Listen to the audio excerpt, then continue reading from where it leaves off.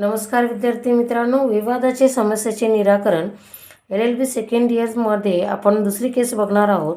एका चिठ्ठीवरील विमा करारामधील खंडामध्ये अशी तरतूद केली आहे की जर नुकसान झाले तर नुकसानीची रक्कम लवादाद्वारे निर्धारित करता येईल आणि अशा लवादाचा निवाडा हा कोणत्याही न्यायालयामधील करता येईल। दावा टाकण्यासाठी पूर्तता शर्त असेल।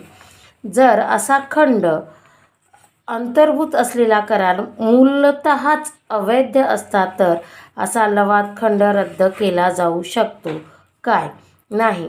जरी असा खंड अंतर्भूत असलेला करार मूलतः अवैध असला तरी असा लवाद खंड रद्द करता येऊ शकत नाही। कलम 16(1) ब पहा हमसेन विरुद्ध डार्विन। थँक्यू।